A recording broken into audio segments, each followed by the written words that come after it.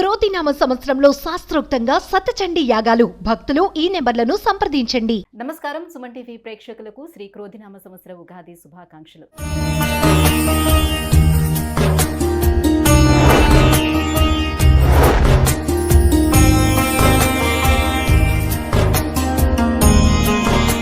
ఈ క్రోధినామ సంవత్సరం ద్వాదశ రాశుల వారికి ఎలా ఉండబోతుంది, అలాగే ఈ సంవత్సరం మొత్తం మీద నవగ్రహాల స్థితిగతులు ఏ రకంగా ఉన్నాయి అనే విషయాన్ని తెలియజేసేందుకు మనతో పాటు ఉన్నారు జ్యోతిష్య రత్న, జ్యోతిష్య చక్ర వైభవ నిపుణ డాక్టర్ రాళ్లపల్లి రవికుమార్ గారు. గురుగారు నమస్కారం అండి. నమస్కారం. గురుగారు, ద్వాదశ రాశులకి ఏ రకంగా ఉండబోతుందో తెలుసుకునే ముందు ఈ సంవత్సరం అంతా కూడా ఆ ద్వాదశ రాశుల వరకు నవగ్రహాలు ఎక్కడెక్కడ ఉన్నాయి ప్లేసింగ్? తప్పకుండా అమ్మ. శరదిందు సమాకారే పరబ్రహ్మ స్వరూపిణి వాసరాపీఠ నిలయే సరస్వతి నమోస్తుతే. సుమన్ టీవీ ప్రేక్షకులకు శ్రీ క్రోధినామ సంవత్సర ఉగాది శుభాకాంక్షలు. ముఖ్యంగా నవగ్రహాలంటే మామూలుగా బుధుడు కానివ్వండి, రవి కానివ్వండి, అవన్నీ 20 రోజులకి మారుతుంటాయి ఒక రాశి నుంచి ఇంకో రాశికి. అలాగే శుక్రుడైనా 20 రోజులు మారుతాడు, కుజుడు 45 రోజులు, రవి నెలనాడు. కాబట్టి ముఖ్యంగా మనం తీసుకోవాల్సిన గ్రహాలు మటుకు 4 అండి. ఒకటేమో గురు, సంవత్సరం కాలం అక్కడే ఉంటారు కాబట్టి. రాహుకేతులు ఏడార్థానికి ఒకసారి మారుతారు కాబట్టి.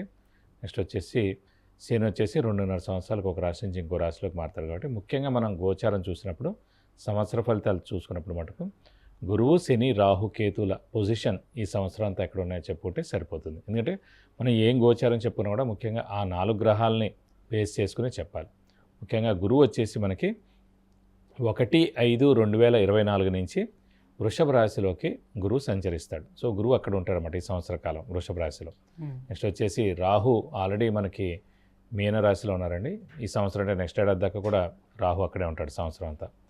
కేతు వచ్చి మనకి కన్యా రాశిలో ఉంటారు సంవత్సర కాలం అంతా. ఇంకా శని వచ్చేసి ఆల్రెడీ స్వస్థానమైన కుంభరాశిలో స్వస్థానంలోనే ఈ సంవత్సరం అంతా ఉంటాడు. ముఖ్యంగా మనకి అందరూ అంటారు గురువు అంటే మామూలుగా గురువు మారుతూ ఉంటాడు, డేట్స్ ఎలా తెలుసుకోవాలని. సాధారణంగా ఎందుకంటే గురువు ఇంపార్టెంట్. ఎందుకంటే దైవబలం, దైవానుగ్రహం సంబంధించిన అది గ్రహం వచ్చేసి గురువు.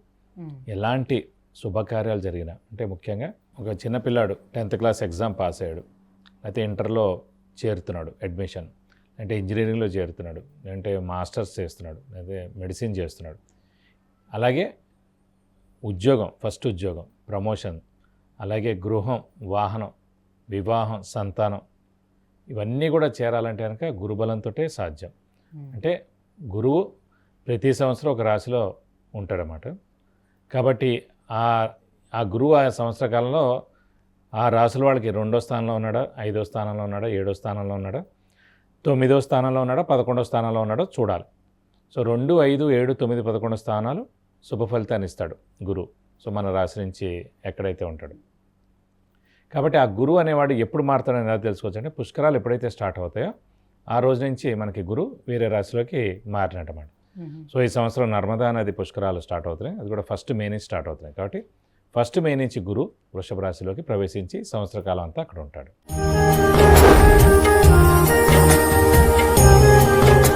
గురుగారు, ఇక వృశ్చిక రాశి వారికి క్రోధినామ సంవత్సరం ఎలా ఉంది? తప్పకుండా. వృశ్చిక రాశి అనగానే మనకి విశాఖ 4వ పాదం, అనురాధ 1, 2, 3, 4 పాదాలు, జ్యేష్ఠ 1, 2, 3, 4 పాదాలు, ఈ నక్షత్రాల సమూహం వచ్చేసి మనకి వృశ్చిక రాశి అయింది. వృశ్చిక రాశి వారికి ప్రస్తుతం రాహుబలం పరిపూర్ణంగా ఉంది పంచమంలో, లాభస్థానంలో కేతు చాలా బాగున్నాడు. ప్రస్తుతం గురుబలం తక్కువగా ఉందని అనుకున్నారు, కానీ ఇప్పుడు 1 మే 2024 నుంచి 7వ స్థానంలో గురువు ప్రవేశిస్తున్నాడు. రాహు, కేతువు, గురువు 3 గ్రహాలు చాలా బాగున్నాయి.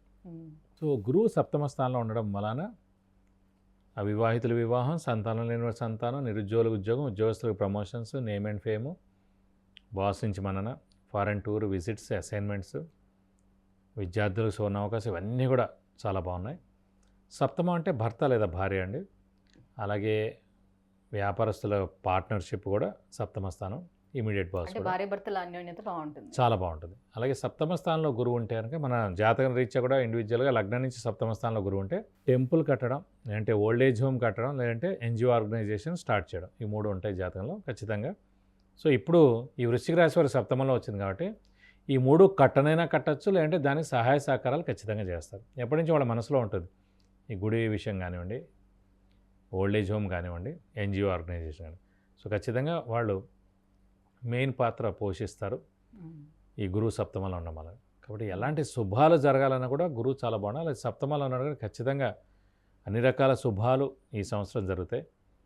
వాహనం కొనడం, బంగారం కొనడం, ఒక ఇంటికి మంచి వస్తువు కొనడం, అలాగే స్నేహితుల్ని కలవడం, అలాగే విద్యార్థులు కూడా పట్టుదల ఇవన్నీ చేయాలంటే టోటలీ వ్యాపారం ఉద్యోగం బాగుండాలి అన్నట్టు కదా. కంపల్సరీ బాగుంటుందండి. ఎందుకంటే సప్తమం అనేది చాలా ఇంపార్టెంట్ ఏ మనిషికి. ఎందుకంటే ఒక మనిషి ఇంకో మనిషితో మాట్లాడుతున్నాడు అంటేనే, ఒక మనిషికి హాయ్ చెప్తాడంటే అది సప్తమ స్థానం అన్నమాట. ఆపోజిట్ అనేదే సప్తమం కదండి. కాబట్టి ఆ సప్తమం బాగుందంటే మొత్తం ఆఫీస్లో కొలీగ్స్తో కానివ్వండి, బాస్తో కానివ్వండి, ఇంట్లో భార్య పిల్లలతో కానివ్వండి, అందరితో కూడా బాగున్నట్టే. సో ఈ ఏడాది అంతా కూడా మొన్నటిదాకా ఈ గురుబలం లేక చాలా ఇబ్బందులు ఎదుర్కొన్నారు వృశ్చిక రాశి వారు. అలా ఇది కాకుండా అర్ధాష్టమి శని మటుకు నడుస్తుంది. ఈ అర్ధాష్టమి శని మూలాన్ని సాధారణంగా స్థానచలనం, ఇల్లు మార్పు, లేదంటే ఉద్యోగ మార్పు, లేదంటే వేరే ఊరు ట్రాన్స్ఫర్ అవ్వడం, లేదంటే వేరే ఊళ్ళో కొత్త జాబ్ రావడం, లేదంటే ఫారెన్ టూర్ విజిట్స్ అసైన్మెంట్స్ రావడం, లేదంటే ఫారెన్కే జాబ్కి వెళ్ళడం, ఇలాంటివన్నీ జరుగుతుంటాయి. ఈ అర్ధాష్టమి శని మూలం కూడా ఏంటంటే కొంచెం చిన్న చిన్న యాక్సిడెంట్స్ జరగడం, అనారోగ్యాలు ఉండడం, ఇంట్లో పెద్దవాళ్ళు కానీ చిన్నపిల్లలు అనారోగ్యం చేసేందుకు అవకాశాలు ఉండడం, ఇవన్నీ కూడా జరుగుతాయి. కానీ గురుబలం అనేది సప్తమ స్థానంలో ఉన్నాడు కాబట్టి తక్కువ మోతాదులో ఏమైనా ప్రాబ్లమ్స్ ఉంటే జరుగుతాయి. అంటే ఎక్కువ మోతాదుల్లో ఉండదు. లాస్ట్ ఇయర్ ఏంటంటే అర్ధాష్టమి శని నడిచింది, గురుబలం లేదు. సో అప్పుడు ప్రమాదం ఎక్కువగా ఉంది చాలా అన్ని విషయాల్లో కూడా. గురుబలం తోడైంది కాబట్టి తగ్గుతుంది. గురుబలం తోడైంది కాబట్టి అర్ధాష్టమి శని ఎప్పటి వరకు ఉంటుంది? ఈ అర్ధాష్టమి శని నెక్స్ట్ ఏడాది ఏప్రిల్ దాకా ఉందండి. సో నెక్స్ట్ ఏడాది ఏప్రిల్ దాకా ఈ చిన్న చిన్న ఇబ్బందులు, శ్రమ, కాలం, ధనం వ్యర్థం అవడం, అవసరానికి డబ్బులు సమకూరకపోవడం, రావాల్సిన బాకీలు ఆలస్యం అవడం, అప్పులు ఎక్కువ చేయాల్సి రావడం, షూరిటీస్ కూడా పెట్టకుండా ఉంటే మంచిది, మధ్యవర్తితో వహించకుండా ఉంటే మంచిది, స్పెక్యులేషన్స్ జోలికి వెళ్ళకండి ఈ ఒక్క ఏడాది మటుకు. వివాహం, సంతాన యోగం ఎలా ఉంది? ఖచ్చితంగా అవివాహితులకు వివాహం ఖచ్చితంగా అవుతుంది. ఎందుకంటే సప్తమ స్థానం అంటేనే వివాహ స్థానం. అలాంటి ప్లస్ సప్తమ స్థానం అంటేనే భార్య స్థానం, లేదంటే భర్త స్థానం. కాబట్టి అలాంటి సప్తమ స్థానంలోనే గురువు వచ్చాడు కాబట్టి ఖచ్చితంగా అవివాహితులకు వివాహం అవుతుంది.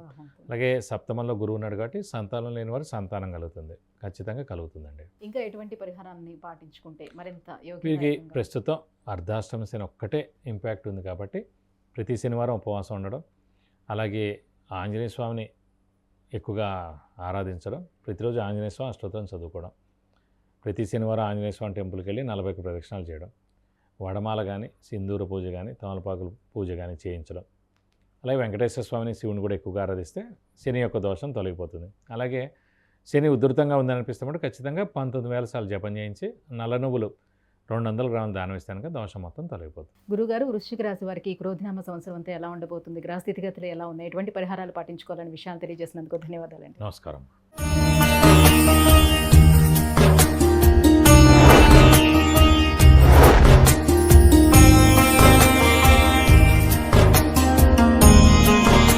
విద్య, ఉద్యోగం, విదేశీయానం, వివాహం, వాహన యోగం, గృహయోగం, సంతానం, ఆరోగ్యం, వీటన్నిటి గురించి తెలుసుకోవాలంటే గురుగారు అపాయింట్మెంట్ కోసం కింద స్క్రోల్ అవుతున్నటువంటి నెంబర్లకి మిస్ కాల్ ఇవ్వండి, లేదంటే మెసేజ్ చేసి అపాయింట్మెంట్ తీసుకోవచ్చు. సుమన్ టీవీలో మీ పర్సనల్ అండ్ బిజినెస్ ప్రమోషన్స్ కోసం కింది నెంబర్కి కాంటాక్ట్ చేయండి.